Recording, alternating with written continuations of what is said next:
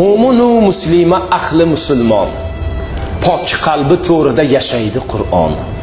Allohga ishongan ey aziz inson, Qurbon hayitingiz muborak bo'lsin.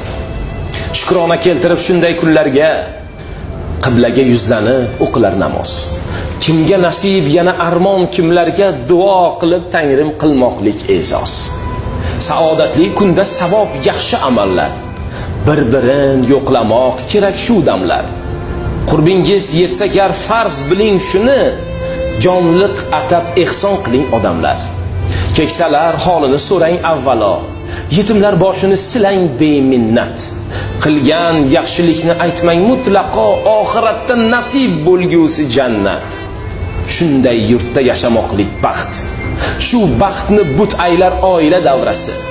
Ko'ngilda mustahkam iymon, e'tiqod, qadr topmoqlikni ayni pallasi.